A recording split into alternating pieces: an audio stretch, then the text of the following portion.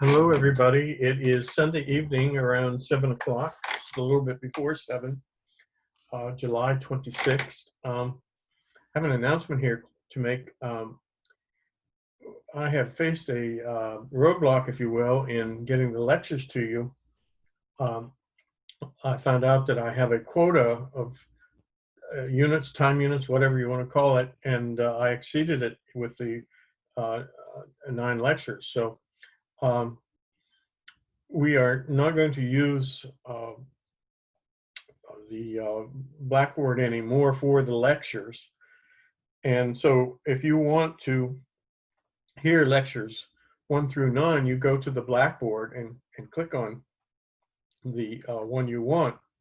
But from here on in, we're going to do lectures put the lectures on YouTube, where we'll use Zoom to make the video file, but we're going to put it on YouTube. And that means that I will send out an email to everybody with the hyperlink that you just copy it and then put it in your browser, and boom, it should appear. So I have put lecture 10 on already, and then 10 prime. 10 prime is a short version of lecture 10, and then lecture 11 as well. So once again, if you want to hear the lectures 1 through 9, go to the Blackboard and click on the appropriate one. You'll see them in order. They're on, you go to course documents and then you find the lecture. But if you want lecture 10 and up, then you're going to have to go to YouTube. And frankly, everybody, I think YouTube is the best way of all. And I wish I had known about it before. I want to thank our chairman in the Department of Economics and Finance, Jonathan Wang, for suggesting it to me and telling me what to do to make use of it. Then I have a friend who also helped put the lectures on YouTube. So everyone, I'm sorry that this has taken so much time, and therefore I'm going to postpone the midterm examination from Wednesday, July 29th to Friday, July 31st. And let's see, what do we want to say? You submit your midterm exam, written out, of course, all that, to my Baruch College email address. And that address is william.henry@baruch.cuny.edu. Again, my email address, which you should send the completed midterm to, is william.henry@baruch.cuny.edu. Now, you should do this. You should submit the midterm no later than 9 p.m. Friday, July 31st. Again, no later than Friday, July 31st. And also, people, what do I want to say here? I will will upload the examination on Thursday, July 30th, in the late morning. So let's say around 10:30, 11 o'clock on Thursday, July 30th. You should be able to go to the Blackboard and go under course documents, find the midterm examination. So there are 78 of you enrolled in the class, and I will, I'm on Wednesday, the 29th, in the lecture, I will tell you what you can study, but already you know what to study, or should know. You have the 2 graphing exercises, which will count 30 points. And then for the first, for 10 points, the first lecture on the origin of money theory, that's lecture 10, which many of you probably have not heard yet. I did a problem there on lecture on conducting, let's see, how do we want to say it? I did a solution to resolving what I call the Cavemans Dilemma, in which, because of people's valuations, they are stuck. They cannot get the consumer good or producer good that they ultimately want for their own consumption or their families. So, are we stuck with no solution at all? And actually, there is a solution. So I go over one of the three solutions. And so I'm going to ask you 5 points each to do the other two solutions. We had three goods, P, Q, and R. And Q was used as a medium of exchange and is the first solution. Tell me about the transactions between the individuals. What were they? And so with the two other solutions, you have P used as the medium of exchange, and then R used as the medium of exchange. So show me how how they are used as a medium of exchange in order to resolve the problem of barter. It's impossible. If you go to the handout number 2 on the origin of money theory, it's impossible to do barter transactions in uppercase letter B on page 2 of the handout.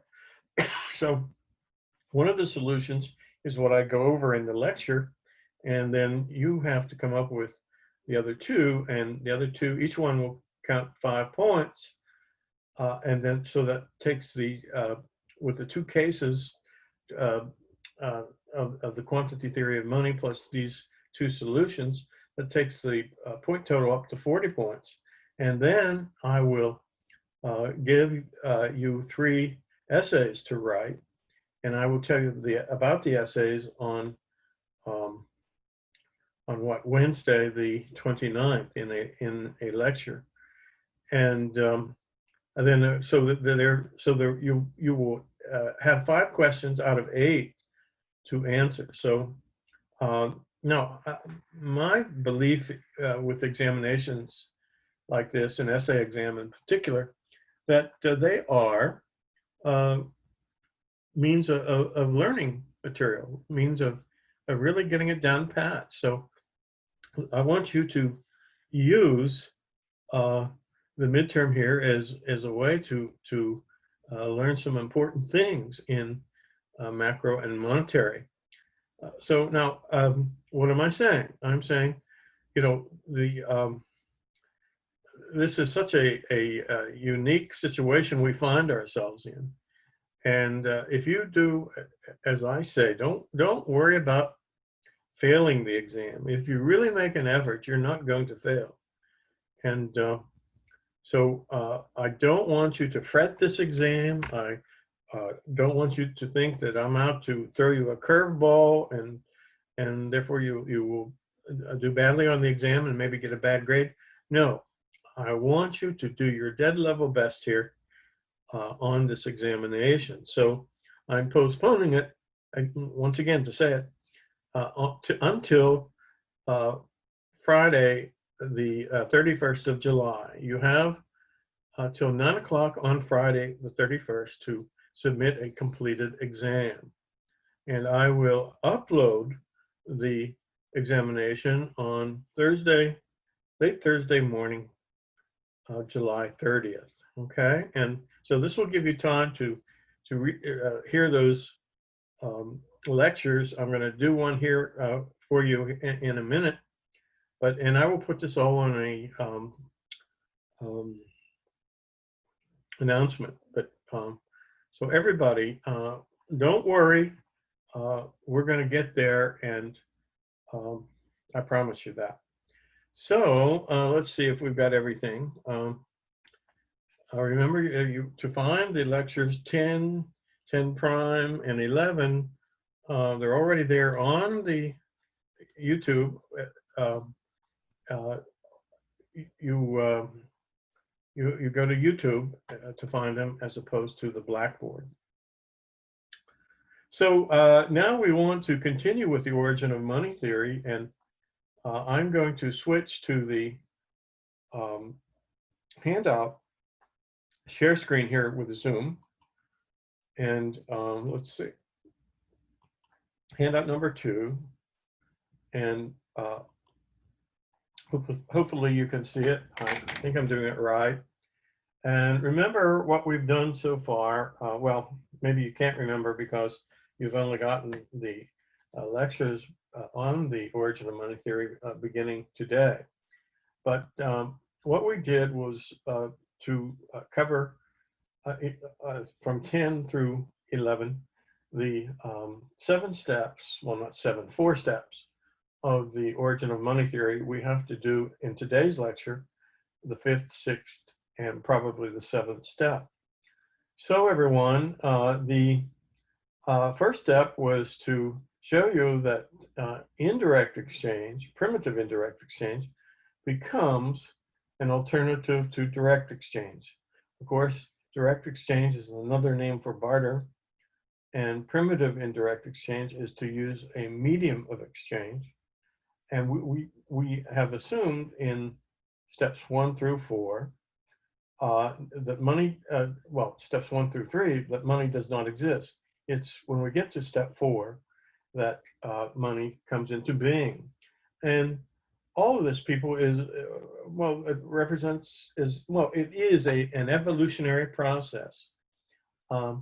Money is a social institution which was not designed, which was not thought up by some king or some dictator or some president or a member of a Congress or a member of the Parliament, or committee of Congress, committee of the Parliament. No, it came into being because of the self-interest, if you will, of individuals, and marketability, we see, plays a major role. So number 1 is to look at primitive indirect exchange and see that it becomes an alternative to direct exchange, even though from the analytical perspective, the indirect exchange, that is use of a medium of exchange, is technically more complex than is a barter exchange transaction.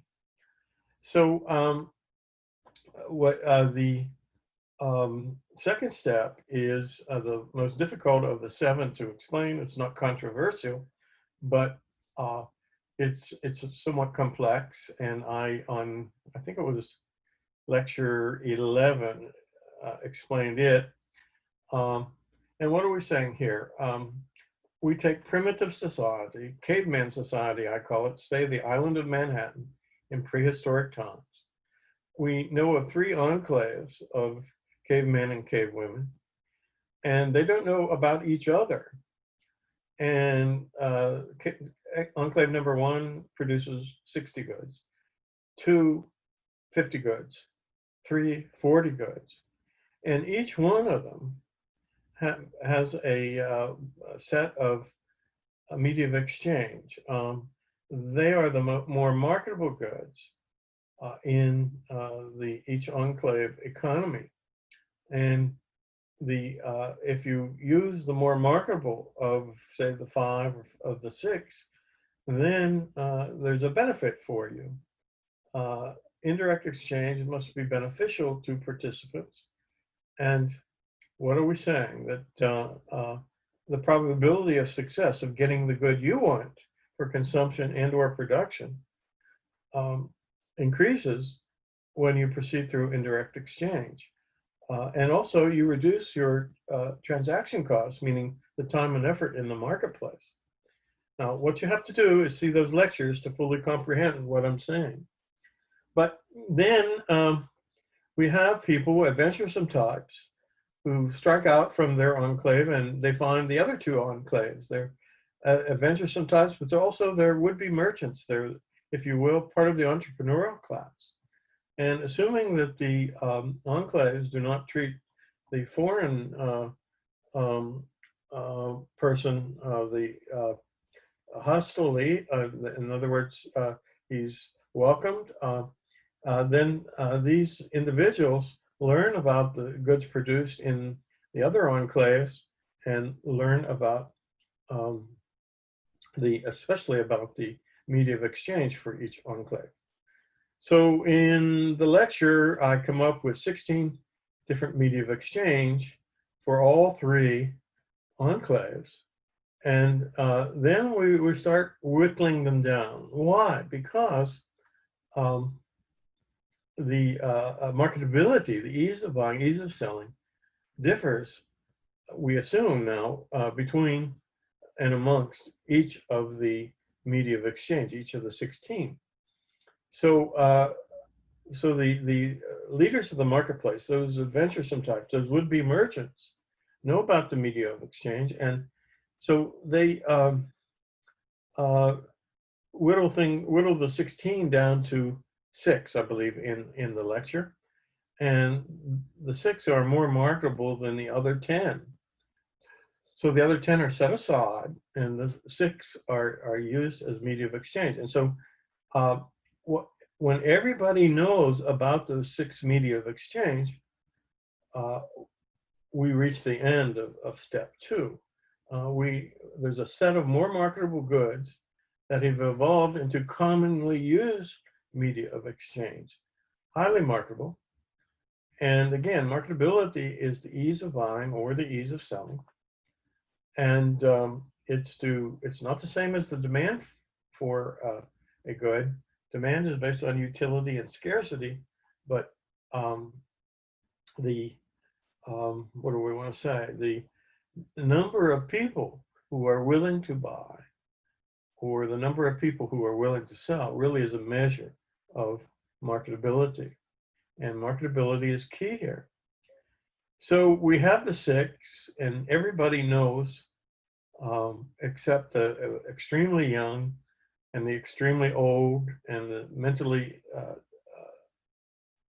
ill, the physically disabled. Everybody knows about the set of commonly used media of exchange. Now, okay, so if you grant me the assumption again that amongst the 6 commonly used media of exchange given to us by step 2, if you grant me the assumption of differences in marketability there, then there is incentive to further action.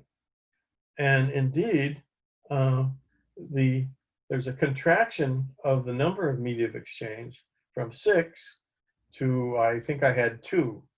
And we really jumped from caveman society, if you will, to the 15th, 16th, 17th century in Europe. And we have the 2 most marketable of all goods. I think we labeled them E and P in the lecture. And so we have this contraction process, and that's step 3. It's step 3. There's as long as there is a difference in marketability, there is room for the contraction process. That is, there is incentive for the leaders of the marketplace to make use of the more marketable media of exchange. They increase the probability of success of getting the good or goods that they want for consumption or production. And they reduce transaction costs, that is time and effort in the marketplace, relative to barter. So there we go. Then we have step 4. And step 4 is the emergence of sophisticated indirect exchange. In a word, money. And what are we saying? If you grant me the assumption that there is a difference in marketability between E and good P, let's say P is the less marketable, then E is going to evolve into the most marketable good in the economy, and the most marketable good we reserve the term money for. So Now, if we come up to the 15th, 16th, and 17th century, and we have only two goods used as media of exchange, what are they? Well, of course, they are gold and silver. And the theory assumes that there is a difference between the two medium of exchange in terms of marketability, a difference in marketability, and therefore participants in the exchange transaction choose one over the other. There is incentive to use the more marketable one because you increase your probability of success in getting the good you want, and um, of course transaction costs are reduced. But in actual history, everyone, actual history, the what do we want to say here?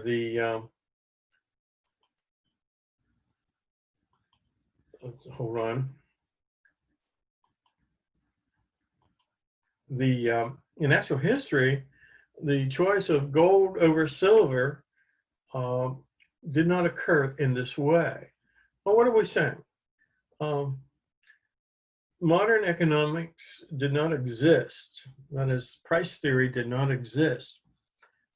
Marginal analysis did not exist back in the 15th century or 16th or 17th.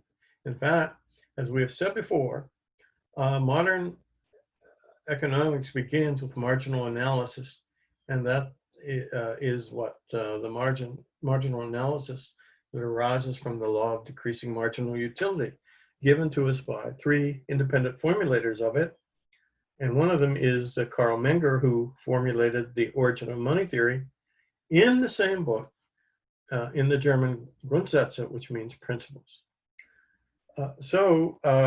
Let's see, we want to explain how gold actually came to be used in most countries, except maybe Germany, and there was one other. Germany settled on what we know as Germany now, settled on silver. But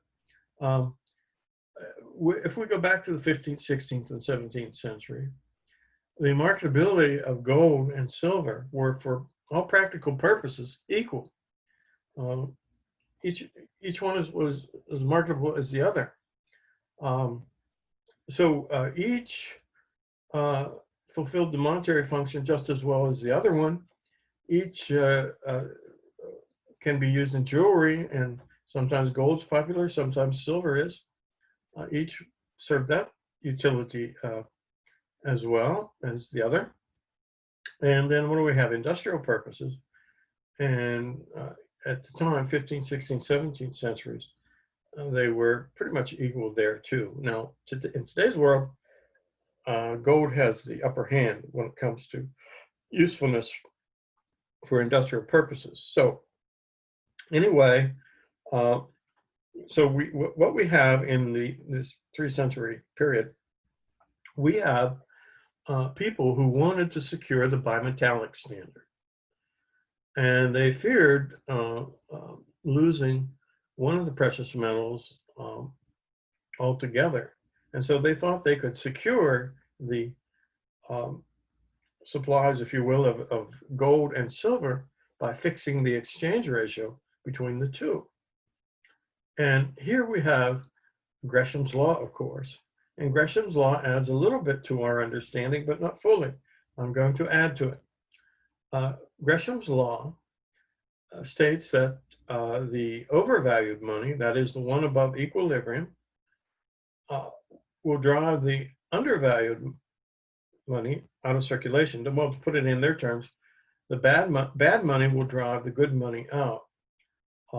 In modern day terms, the bad money is the overvalued money where we have price fixing. And what am I saying? The price of gold is fixed above equilibrium and silver below it. So for these 3 centuries, the equilibrium ratio between gold and silver in the private bullion markets was roughly 15.5 troy ounces of silver to 1 troy ounce of gold. And so let's assume that the US, well, not the US mint, whatever mint, sets it at 16 to 1. Gold is overvalued. Now, What is the task of the mint is to manufacture coins. And since we have a bimetallic standard, the mint is charged with buying and selling both metals. When somebody wants to buy gold or silver, or somebody wants to sell gold or silver, the mint will do it. And so everybody, fixing a ratio of 16 to 1, think about it, 16 ounces of silver went to 1 ounce of gold, when the bullion price, the private market equilibrium price, is 15.5 to 1. Well, the mint is making a present, a gift, to those who sell the gold coins. In other words, you sell a gold coin and you get 16 ounces of silver, 1/2 ounce more of silver than the private market will pay. And so what do? Well, you take advantage of a difference in prices in the same market. You go to the private bullion market and you do what? You buy another gold coin for what? 15.5 ounces of silver. You pocket the 1/2 ounce given to you as a gift by the mint, and then you buy a new gold coin, and then you go right back to the mint and sell it for 16 silver coins, 16 troy ounces of silver, and you once again the mint makes a gift to you of 1/2 ounce, and then you just go to the bullion market again, buy another gold coin, and repeat the process. Well, if you think about it, the inventory of gold coin, the inventory of gold bullion, and even gold ore at the mint is increasing because of this process. And the amount of silver in stock in inventory, again, bullion or silver nuggets, if you will, is decreasing. And when it decreases to 0, the mint is not in position to manufacture the silver anymore. So this is how we get Gresham's law. The bad money, that is the overvalued money, 16 to 1, which is gold in our hypothetical example, drives silver out of circulation, which is to say that the arbitrage process results in a greater inventory of gold at the mint than ever before, but a much lesser, if not disappearing, inventory of silver. So this is how we got, by and large, in most countries in this period, this is how we got the gold standard. And it's not because of the origin of money theory. The jump from 3 to 4 is illicit because the marketability of both precious metals was at that point in time pretty much equal, not worth considering a difference. So there we have it. The emergence of sophisticated indirect exchange. We have money, and we have a concept of money, everyone, which I want you to learn. You have to know this. What do we mean by money? What is our concept of money? Money is the most marketable good in the economy. In the global economy we have today, it's the US dollar. And what are the other aspects of our concept of money? First, if you go to if you go to page 2 of the handout, and let me again put it on the screen. You see there under, really under uppercase letter E, you see concept of money. According to the origin of money theory, money is the most marketable good in an economy. It is the commonly used medium of exchange in an economy, and it is the generally accepted medium of exchange in an economy. You can have different media of exchange and still have money. For example, the US dollar is the global money, if you will, but say Bitcoin is a medium of exchange, and the other cryptocurrencies are as well. They just aren't as marketable as money, not even close. not as marketable as the dollar. So everyone, we have explained steps 1, 2, 3, and 4 with lectures 10, 10 prime, 11, and this one will be number 12. And we want to go on and explain steps 5, 6, and 7 here, and then we'll finish with the origin of money theory. So I'm going to get you to look at the evolution of fully backed money substitutes. That's the fifth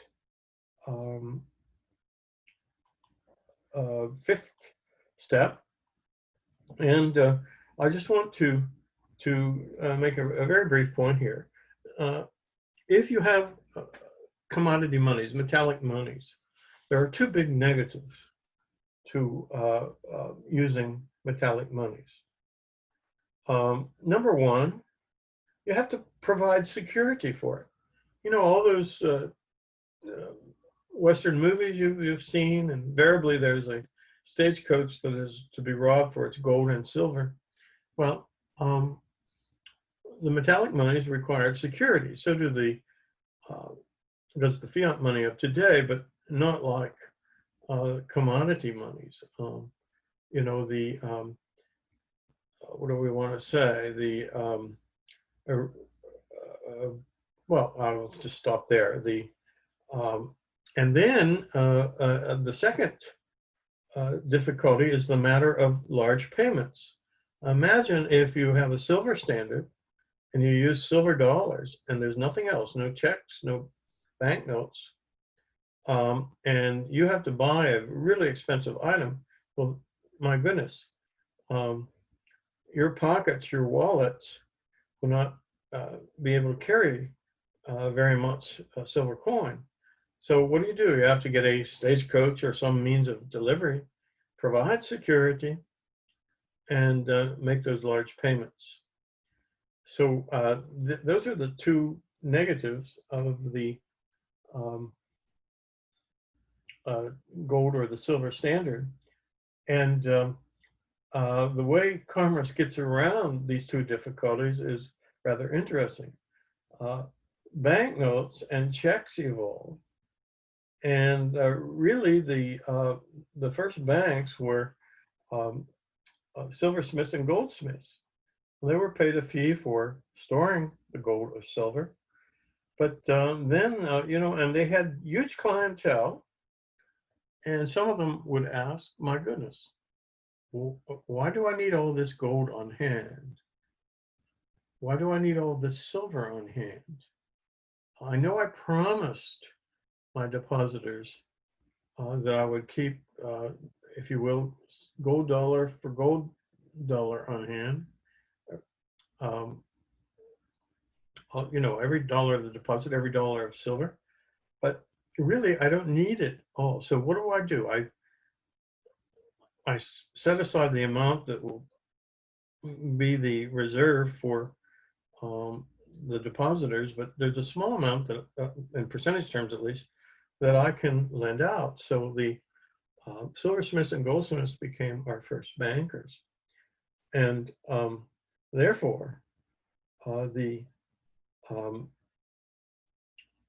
all the gold, not all the silver promised was there at the goldsmith or silversmith shops. Now, what happens when somebody deposits gold or silver? They get a depository receipt. And so how did commerce get around the two difficulties? By treating the depository receipt as a money substitute and acceptable as full payment. Well, what are we saying? There's two evolutions that are going on. All the merchants, all the businessmen of the world have to agree on accepting that receipt as final payment. And also the judiciary has to agree to it. And two different evolutions.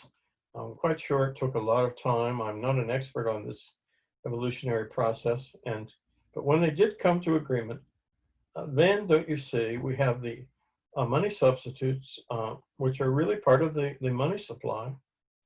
And what are those money substitutes today? Well, the receipts evolved into what? Banknotes.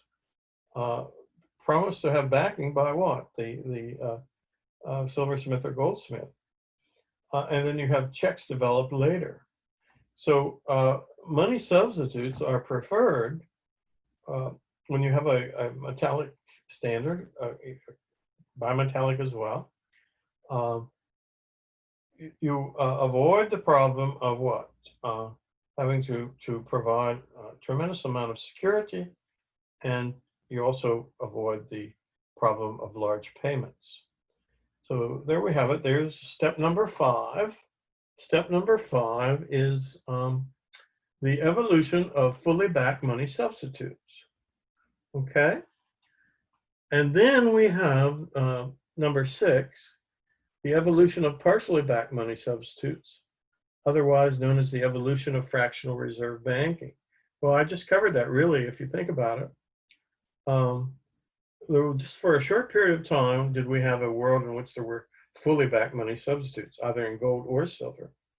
But then, the silversmith or goldsmith asks the question, do I need all this gold or silver to be stored in the vaults? Does it have to be there? And the answer was no. You might say it's fraud, but because the full backing has been promised. But if a small percentage of the deposits are lent out in the form of loans to, say, businessmen and businesswomen, then we have the fully backed money substitutes becoming partially backed money substitutes. Partially backed money substitutes. And that's that. And really, since the 19th century in the United States, in America, the late 19th century, we kept creating more and more partially backed money substitutes. We call them fiduciary media, if you will, the partially backed money substitutes.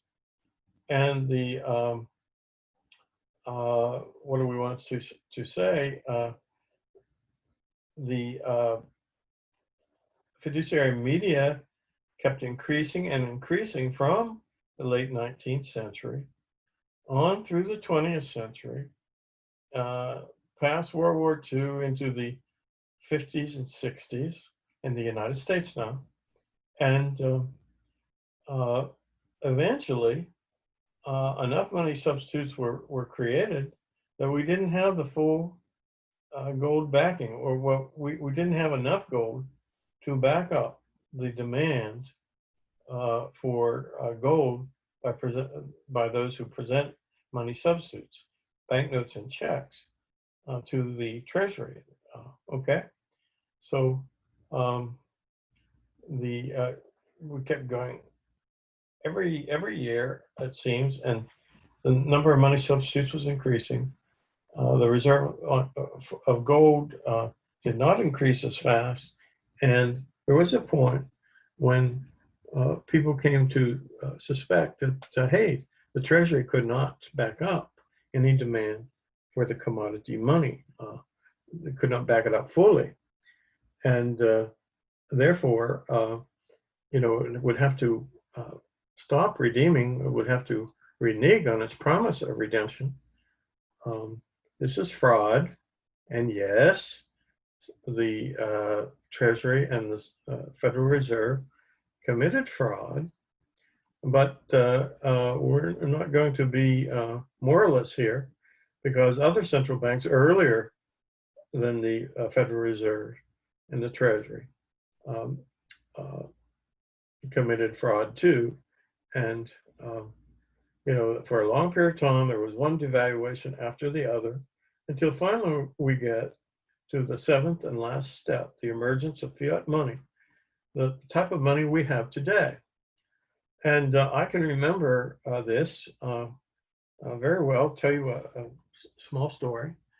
I was 9 years old, and all I could think about was sports, and particularly baseball. And the teams I've been on, we've been really good players, believe it or not. But anyway, one summer I took note. I read the paper. I read it quite a bit, and there was a story that the president of France was going to make an official visit to the president of the United States, to come to the White House, and they would, have talks.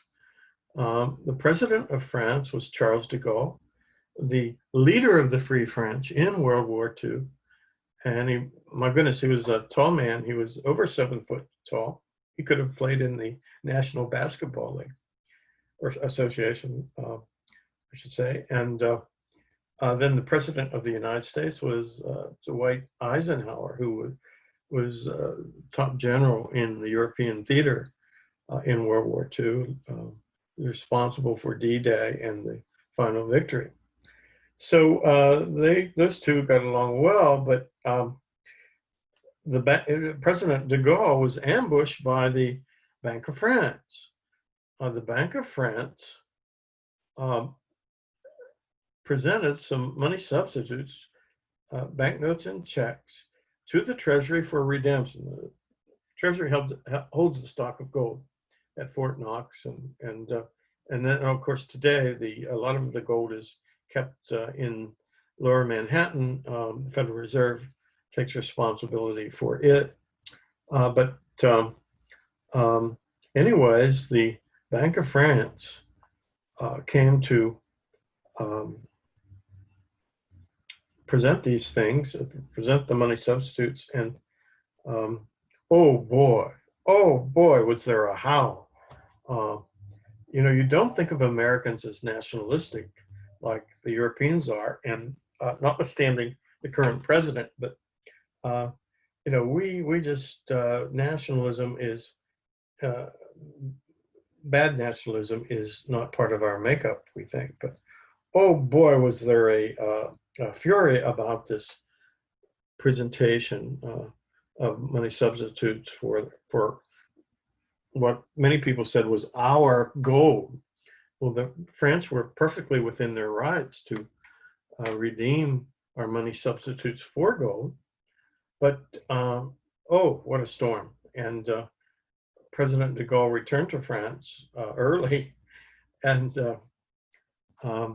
it's too bad, but France was the first country to present the money substitutes for gold. And this continued on. And this was on till I think it was October of 1971. And then the United States had to close the gold window because it just didn't have enough gold to meet redemption demands. So now, if you're an American and you look at what France's actions was, you may say, well, hey, we rescued their butts twice in the first half of the 20th century, in World War I and World War II. We made the difference in the war to defeat the Axis powers, if you will. So, it was from the French point of view, it was many an upset night, if you will, turmoil. But the French have, if you were a Frenchman, you have a reason to answer back. And, the French helped us win the Revolutionary War, and they helped finance the war. And so what are we saying? Which is the more important conflict? World War I, World War II, or the Revolutionary War? And it's got to be the first one, because without the first one, the other two wouldn't have taken place. So we have the emergence of fiat money today. In 1971, the gold window was closed, and those who participate in commerce, okay, mind you, they had a choice to throw away the paper banknotes and checks. In other words, throw them in file 13 because fraud was committed, or to continue to use them as a medium of exchange, which is what people did. So we get our fiat money. Our money today has the stamp of the state on it, and maybe your little brother or sister in 4th, 5th, or 6th grade will say, "Oh, President Trump or President Obama creates money," and the instruments are like banknotes are printed up by the Bureau of Engraving, but really, who decides what the monetary standard is? It is those who participate in commerce. Money has evolved through step 4 and through 5, 6, and 7. Fiat money has evolved. And those who participate in commerce are the ones who decide the matter. In other words, it was possible back in 1971 for the money substitutes to be thrown in file 13 into the waste paper basket, and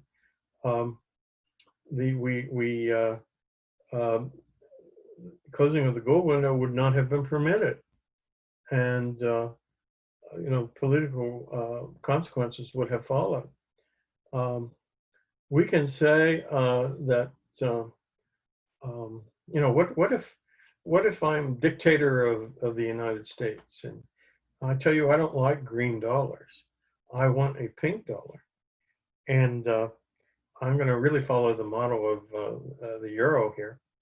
Who really decides whether the new currency unit comes into being? It is those who participate in commerce. They have the final say, and the federal governments can suggest, but are those people who participate in commerce who decide the matter. I can be like the Emperor Diocletian and spear everybody who thinks differently than I. But if I'm smart, I'm going to do what? I'm going to make the pink dollar equivalent to 1 fiat dollar. The pink dollar is made a money substitute, and even though it's a paper, as is the fiat money. And what do we want to say? I give people about 2 or 3 years to get used to pink dollar prices. And they can redeem for the fiat money, or they can reverse redeem for the pink dollar. But when they reverse redeem, the green dollars are taken out of circulation by the banking system and burned. And so at some point in time, just like with the euro in 2001 through 3, I think it was, those redemption is discontinued, and reverse redemption is discontinued. And those who participate in commerce are given a choice. Will you use the euro, the new unit, or not? It's up to you. You decide yes or no. And in the case of our pink dollar versus the green dollar, give those who participate in commerce the same choice. Will you use the pink dollar, or will you not? And well, the decision, of course, is binding. So there you have it. We have gotten through the 7 steps of the origin of money theory. We've come up with a concept of what money is. We have a distinction between indirect and direct exchange. And also we have the necessary conditions for indirect exchange to occur. And you will find out, and I think it's lecture 10, that you and I are selfish individuals, self-interested individuals. Am I using a term of reproach to describe your behavior? No, I don't mean selfish or self-interested in a reproachful sense, a negative sense. Rather, I use it in the utilitarian sense. When we say, I want, I desire, I would wish for, as all of us do, then we're being selfish. This is the utilitarian concept. Everybody is, and you have good cases of it and bad cases of it. The English tradition here is to emphasize the bad cases, really not talk about the good cases as even being selfish behavior, but anyways, it is. And so we have, there must be something in it for you to participate in indirect exchange, just like there must be something in it for you to participate in direct exchange. And as our concept of marketability is extremely important. It propels the origin of money theory from step 1 through 2 through 3 and through 4. Okay, so now the one thing I want to emphasize here is on page 1 of the handout. We have an important social institution, namely money, that has evolved. It's not been the product of design. It hasn't been designed. And strange though it may seem, people, the social institutions in boldface there in paragraph 1 on page 1 of the handout. Government, the rule of law, the social division of labor, markets, money, languages, mores, meaning morals and values, all of that are determined by an evolutionary process. I'm not going to hit this as hard as I usually do in my classes. We do have a time constraint, but you know, I want to take up language. You know, it evolves through, the meanings evolve through time. New meanings come about, and then some words just die. They're no longer used. And what do we want to say? Same with our morals and values.